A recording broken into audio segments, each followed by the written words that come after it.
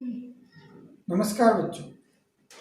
आज हम हिंदी व्याकरण के लेखन भाग में लघु कथा पर चर्चा करेंगे। इस टॉपिक को सीबीएसई बोर्ड द्वारा कक्षा 10वीं में इसी वर्ष अर्थात सत्र 2020-21 में ही लागू किया गया है।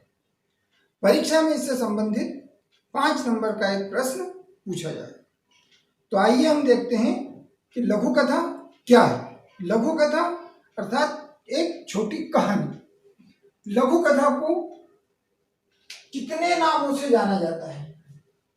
इसके और भी नाम है लघु कथा के, है ना? आशु कथा, अणु कथा, पोस्टकार्ड कथा, हथेली कथा, पाम स्टोरी, छोटी कहानी और बंगाली में इसे गल्प कहा जाता है। इतने सारे इसके नाम, यानी इसका महत्व भी बहुत होगा, है ना? बहुत सारे नाम अर्थात इसका महत्व भी हमारे लिए बहुत होना चाहिए। अक्सर आपने देखा होगा कि जो बड़े बुजुर्ग होते हैं वे बच्चों को कुछ बातें समझाने के लिए ऐसे उदाहरण देते हैं जिससे कि बच्चों को वह बात अच्छे से समझ में आ जाए। ठीक है, जो छोटी कहानी या लघु कथाएं जो होती है उनका अक्सर ज्ञान के लिए, बोध के लिए, उपदेश के लिए और चेतना जागृत करने के लिए, चेतना अर्थात बुद्धि को जागृत करने के लिए इनका प्रयोग किया जाता है। क्योंकि जो अनुभवी व्यक्ति होते हैं उनके पास बहुत से ऐसे दृष्टांत, उदाहरण, दृष्टांत का मतलब होता है कि जो किस्से होते हैं, कहानी किस्से जो होते हैं ना, उनके बारे में कहा जाता है। दृष्टांत, उदाहरण होते हैं जिसके माध्यम से वे अपने से छोटों को बहुत अच्छे तरीके से समझा देते हैं। लघु कथा की एक विशेषता होती है कि बड़ी बड़ी महत्वपूर्ण बातें, तो बड़ी बड़ी बातें, जो महत्वपूर्ण बातें होती हैं उन्हें कम से कम शब्दों में कह दिया जाता है ना। जिसे हमने देखा था कि पिछली कक्षाओं में आपने पढ़ा होगा कि वाक्यांश के लिए एक शब्द, है ना, वाक्यांश पढ़ा रहता है, उसको एक शब्द में हम लिख देते हैं। या हमने समास के बारे में पढ़ा है, जब समास विग्रह करते हैं तो वह वाक्यांश बड़ा हो जाता है और जब उसको समस्त पद में या समास में लिखते हैं तो छोटा हो जाता है। वही चीज इसमें आती है ना। तो लघु कथा में बड़ी बड़ी जो महत्वपूर्ण बातें होती हैं वह भी कम से कम शब्दों में कह दी जाती है। अब कम से कम शब्दों में यदि मान लो एक बच्चे को कहा जाए कि एक लघु कथा सुनाइए या लिखिए, तो एक छोटे बच्चे ने कहा कि एक था राजा, एक थी रानी, दोनों मर गए, खत्म कहानी। तो क्या ये लघु कथा हो सकती है? आपके विचार से क्या है? क्या ये लघु कथा है? नहीं। हालांकि इसमें क्या है, कम शब्द भी है, कम से कम शब्द का प्रयोग किया गया है। पात्र भी है, राजा है, रानी है, ये दोनों पात्र हैं पर इनके कोई संवाद नहीं है। कम शब्द में इसको लिखा गया है किंतु इसमें कोई वातावरण नहीं है, कथानक नहीं है, भाषा है किंतु उसका कोई उद्देश्य नहीं है। इसलिए इसे हम लघु कथा नहीं कह सकते हैं, यह लघु कथा नहीं हो सकती। क्योंकि लघु कथा, कहानी और उपन्यास, इनमें 6 तत्वों का निर्वाह किया जाता है।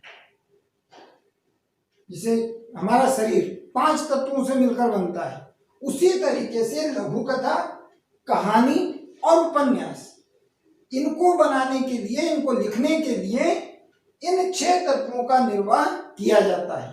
वो 6 तत्व क्या है? कथानक, पात्र, संवाद या कथोपकथन, भाषा शैली, उद्देश्य और वातावरण। यदि आप कोई कहानी, कोई उपन्यास या कोई लघु कथा लिख रहे हैं तो कथानक होना आवश्यक है। मतलब कहानी, एक स्टोरी उसकी होना चाहिए। पात्र होना चाहिए, 2, 3, 4 जितने भी पात्र आप उस कहानी में लेते हैं, है ना, जो कि एक दूसरे से संवाद कर सके। तो पात्र होंगे, संवाद होगा, है ना। और जब संवाद करेंगे तो क्या होगा, उनकी भाषा शैली स्पष्ट हो जाएगी। दोनों के बीच में कौन सी भाषा का प्रयोग किया जा रहा है, किस प्रकार की शैली उनकी है, और उसका एक उद्देश्य होना चाहिए। उद्देश्य निकलना चाहिए कि हमने किस उद्देश्य से उस कहानी को, उस लघु कथा को या उपन्यास को लिखा है। और वातावरण, किस वातावरण में उसका हमने निर्माण किया है। अब हमने यहाँ पर देखा लघु कथा, कहानी और उपन्यास। तो लघु कथा, कहानी और उपन्यास में क्या अंतर है, इसको हम थोड़ा सा समझेंगे, है ना। तो अब देखेंगे हम लघु कथा, कहानी और उपन्यास तीनों में क्या अंतर होता है। तो बच्चों आइए अब हम देखते हैं लघु कथा, कहानी और उपन्यास तीनों में क्या अंतर है। एक छोटा सा उदाहरण है, हम इस उदाहरण के द्वारा उसके अंतर को समझेंगे, है ना। एक बुजुर्ग व्यक्ति है जिनकी उम्र लगभग 80 वर्ष से अधिक है। एक बुजुर्ग व्यक्ति जिनकी उम्र लगभग 80 वर्ष से अधिक है, और एक छोटा बच्चा है जिसकी उम्र लगभग 10 से 11 वर्ष की है, और एक और बहुत छोटा बच्चा है जिसकी उम्र हम माने 1 से 2 वर्ष की है। ये तीनों अलग अलग उम्र के व्यक्ति हैं। इन तीनों की सोच भी है, इनकी प्राथमिकता भी होती है और इच्छा भी होती है। ये जो बुजुर्ग व्यक्ति है, इनकी सोच भी है, कुछ न कुछ सोचते हैं ये, है ना। इनकी कुछ प्राथमिकता भी है और इनकी कुछ इच्छाएं भी हैं। उसी प्रकार इसकी भी कुछ सोच है, कुछ प्राथमिकता है और कुछ इच्छा भी है। उसी प्रकार है कि छोटा बच्चा जो है 1 से 2 वर्ष का, इसकी भी कोई सोच है, कोई प्राथमिकता है और उसकी भी कुछ इच्छा है। तो हम देखते हैं किसमें क्या अंतर है। ये जो बुजुर्ग व्यक्ति हैं, 80 वर्ष से अधिक उम्र जिनकी है, इनकी सोच क्या हो सकती है। इनकी एक सोच हो सकती है कि इनका जीवन का ज्यादा से ज्यादा अनुभव है, इन्होंने जीवन में ज्यादा से ज्यादा अनुभव प्राप्त किया है, इसलिए ये जो कहते हैं वो मान लेना चाहिए। ये क्या सोचते हैं कि भाई मेरा ज्यादा से ज्यादा अनुभव है जीवन का, इसलिए जो ये कहते हैं वो सभी को मान लेना चाहिए। ये इनकी सोच है। इनकी प्राथमिकता क्या हो सकती है, ये क्या चाहते हैं कि जीवन में आराम से और बिना लड़ाई झगड़े किए रहना चाहिए, आराम भी मिलना चाहिए और किसी से कोई लड़ाई झगड़ा नहीं करना चाहिए। इस प्रकार की इनकी प्राथमिकता है, ऐसा ये चाहते हैं। इनकी इच्छा, ये मन में क्या इच्छा रखते हैं कि भगवान की भक्ति के लिए इनको समय मिले, अर्थात भगवान की भक्ति के अलावा कोई काम ना होना चाहिए, या इनको आवश्यकता अनुसार बिना मांगे ही हर वस्तु मिल जाना चाहिए। जो ये चाहते हैं, जिस वस्तु के बारे में सोचते हैं वो इन्हें मिल जाना चाहिए। इस प्रकार की ये इच्छा रखते हैं। तो ये इनकी सोच है, ये इनकी प्राथमिकता है और ये इनकी इच्छा है। उसी प्रकार 10 से 11 वर्ष का जो बच्चा है, उसकी सोच क्या हो सकती है कि विद्यालय का काम कभी खत्म नहीं होता है। विद्यालय जाता है वो, वहां पर रोज कुछ ना कुछ नया काम, आज अगर ये काम दिया है इसको खत्म कर लिया तो कल विद्यालय जाएगा दूसरा काम पकड़ा देगा उसको। इसलिए वो सोचता है, उसकी सोच क्या है कि विद्यालय का काम कभी खत्म ही नहीं होता है, इसलिए वो सोचता है कि विद्यालय जाना ही नहीं चाहिए। उसकी प्राथमिकता क्या है, मन काय में लगता है उसका कि दादा दादी, नाना नानी के पास बैठकर कहानियां सुने, ये उसकी प्राथमिकता है। और उसकी इच्छा क्या है कि विद्यालय का काम घर के लिए नहीं दिया जाना चाहिए। अगर विद्यालय जाता है वो तो विद्यालय का जो काम है वो घर के लिए नहीं दिया जाना चाहिए। घर पे आराम से खेले कूदें और मस्ती करें, ये उसकी इच्छा रहती है। तो ये 10 से 11 वर्ष के बच्चे की सोच, प्राथमिकता और इच्छा। उसी प्रकार 1 से 2 वर्ष का जो बालक है उसकी भी सोच, उसकी सोच क्या है कि किसी ना किसी तरह वह सभी का ध्यान अपनी ओर आकर्षित करे ना, किस तरीके से जैसे तैसे करके वो सभी व्यक्तियों का ध्यान उसकी तरफ आकर्षित करे, ऐसी उसकी सोच रहती है। उसकी प्राथमिकता क्या है कि उसे तोड़ने फोड़ने के लिए कोई वस्तु दी जाए। उसकी इच्छा कि वह अपने दादा की पीठ पर बैठकर सवारी करे, है ना, घुड़सवारी जैसे करते हैं, ऐसे वो दादा की पीठ पर बैठकर उनकी घुड़सवारी करे, इस प्रकार की उसकी इच्छा रहती है। तो ये तीनों में अलग अलग उम्र के व्यक्ति हैं, है ना, इस सभी की तीनों की सोच है, प्राथमिकता है और इच्छाएं भी हैं।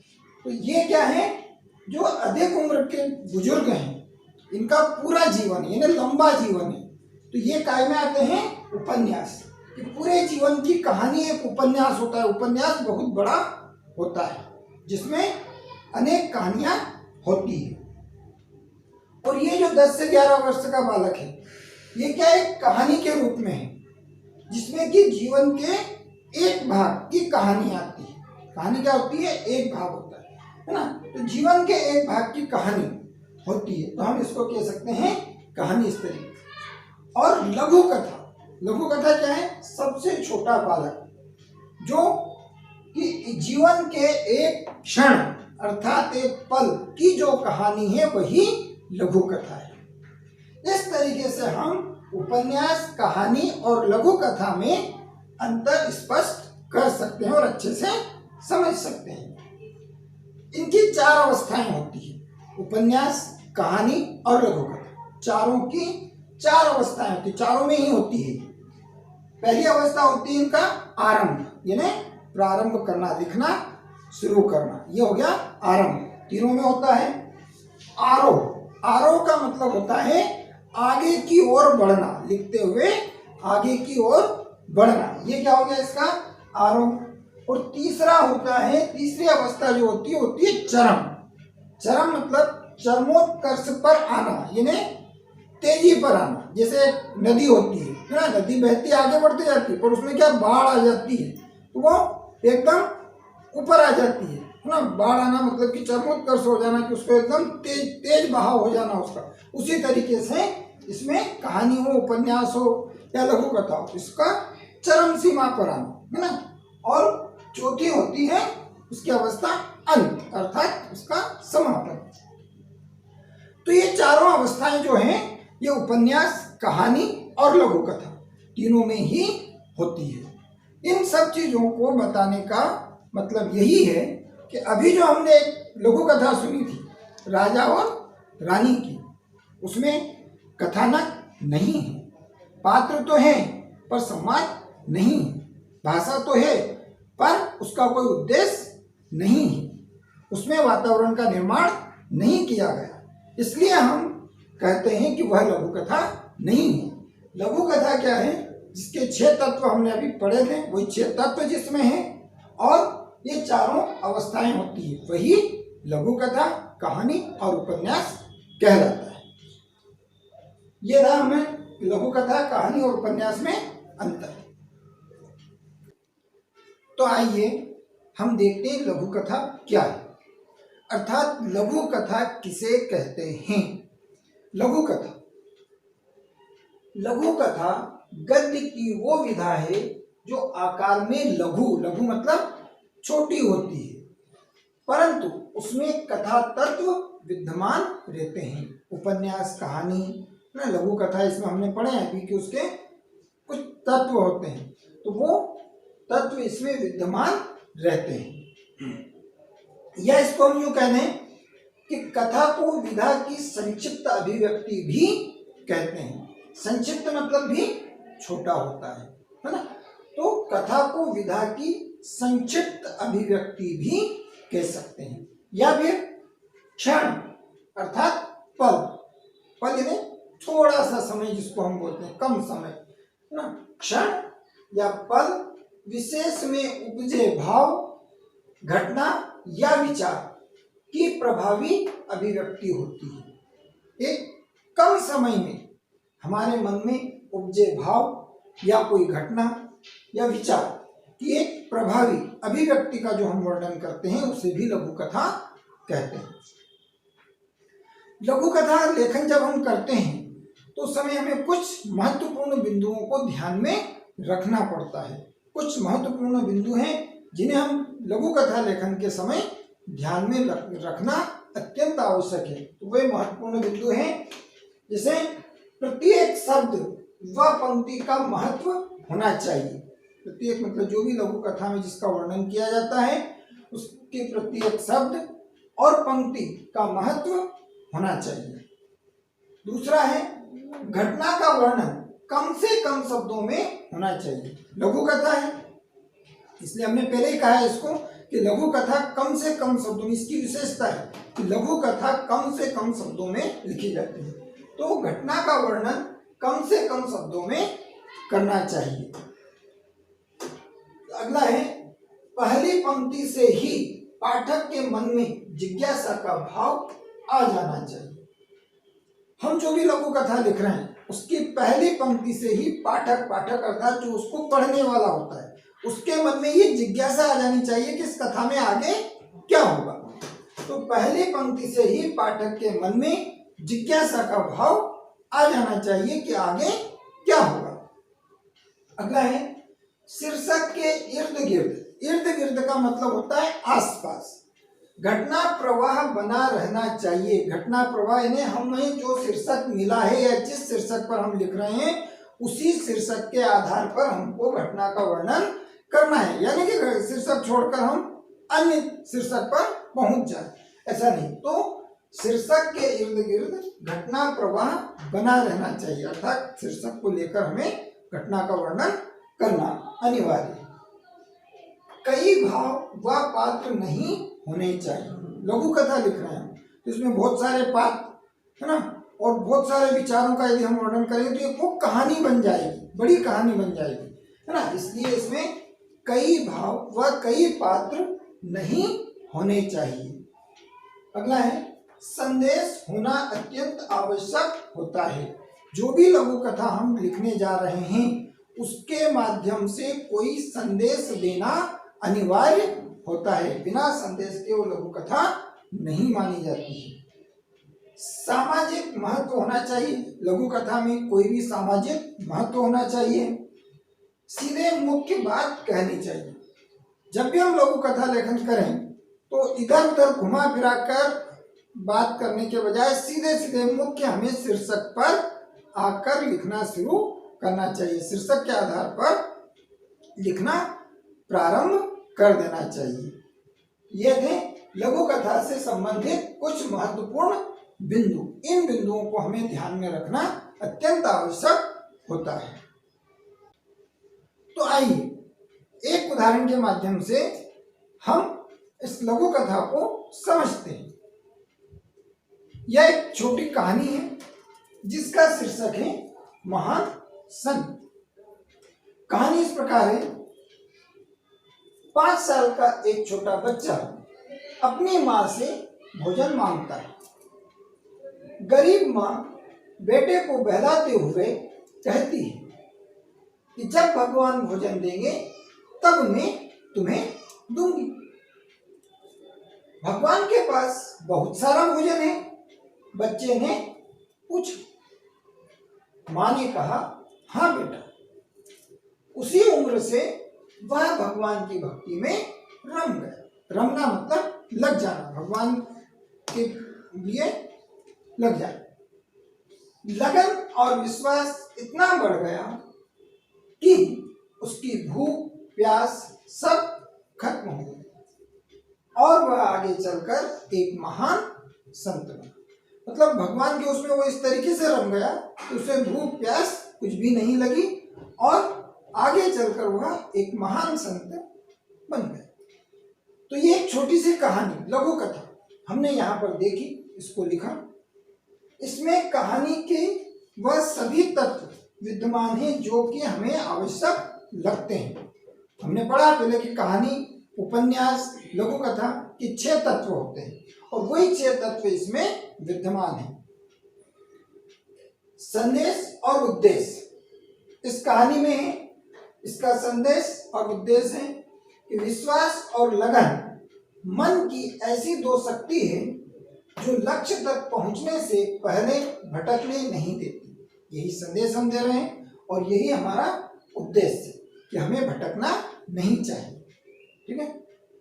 पात्र, कहानी में पात्र है, 2 पात्र हैं, बच्चा और माँ। बच्चा और माँ दोनों आपस में वार्तालाप करते हैं, बातचीत करते हैं, ये दोनों पात्र। कथोपकथन क्या हुआ? माँ और बेटे का वार्तालाप, आपस में जो बातचीत कर रहे हैं वो इसका कथोपकथन हुआ। भाषा से संवाद, माँ और बेटे के बीच में जो वार्तालाप हो रहा है, मतलब जो संवाद हो रहा है, वो एक भाषा के रूप में है, भाषा शैली में हो रहा है, इसलिए उनके जो संवाद है वो भाषा शैली कहलाएंगे। कहानी का वातावरण, वातावरण क्या है कहानी का? गरीब। ये जो कहानी किसके आधार पर लिखी गई कि माँ गरीब है, गरीबी इसका वातावरण है। इस तरीके से इस लघु कथा में कहानी के सभी तत्व विद्यमान हैं। कहानी के तत्व कौन कौन से होते हैं? कथा वस्तु, पात्र, संवाद, वातावरण, भाषा शैली और उद्देश्य, और ये सभी तत्व इस कहानी में विद्यमान हैं। कहानी की अवस्थाएं होती हैं। आरंभ, कहानी को जब हमने आरंभ किया है ना, आरोह, कहानी को आगे बढ़ाया। चरम सीमा, चरम सीमा यानी उसका बढ़ना, तेज होना कहानी का, है ना। जैसे मैंने अभी पहले बताया था आपको कि नदी बहती जा रही है और नदी में बाढ़ आ जाती है तो वो एक चरम सीमा पर पहुंच जाती है ना।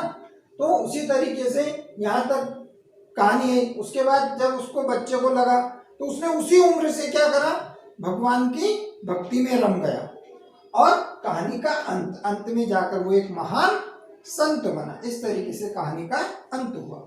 ये कहानी की 4 अवस्थाएं और 6 तत्व इसमें विद्यमान है। इस तरीके से हम लघु कथा लेखन कर सकते हैं।